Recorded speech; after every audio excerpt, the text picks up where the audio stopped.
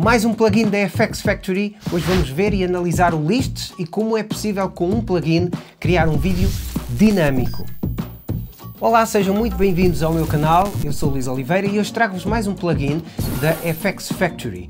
A FX Factory já sabem o que é, para quem não souber é só clicar aqui neste card para verem o vídeo. Hoje trago-vos o Lists e é um plugin que eu queria trazer aqui já há algum tempo, até porque tive um trabalho onde o usei e achei-o muito útil e brutal, e neste sentido quero mostrar as inúmeras possíveis aplicações que tem. Isto permite basicamente criar e gerar listas de forma simples e personalizada, mas permite igualmente acompanhar tarefas, gerir projetos ou organizar informações, fazer uma lista de prós e contras, até podíamos fazer aqui uma análise SWOT, até porque isto tem uma interface muito fácil de usar e pode ser personalizada para outras coisas mais específicas. Podemos encontrar estes plugins nos títulos, portanto aqui na secção de Titles, em Premium VFX Lists, temos 30 presets logo prontos para podermos usar com uma variedade de estilos. Se passarmos com o rato em cima de cada um, vemos logo a pré-visualização e assim escolhemos o que mais se adequar ao nosso propósito, ao vosso propósito.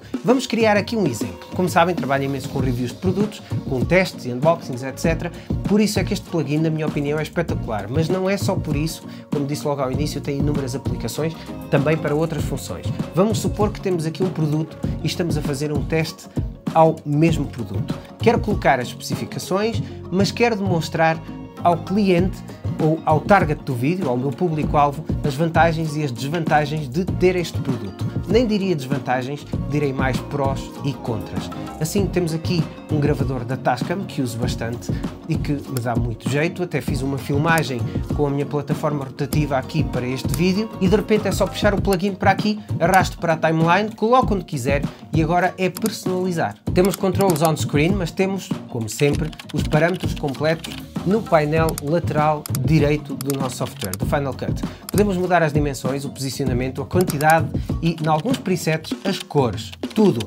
Além deste preset, há muitos outros, como vimos logo ao início, e podemos criar até sombras, extrude, 3D, etc. É um plugin simples, mas com um potencial brutal. O que eu mais gosto no potencial do Final Cut é mesmo o facto destas coisas parecerem tão complicadas, mas no fundo são muito simples, basta um drag and drop e pumba, está feito. Quem estiver afim de Real Estate é um excelente plugin a considerar para fazerem uma lista de tarefas com contagem de coisas, etc.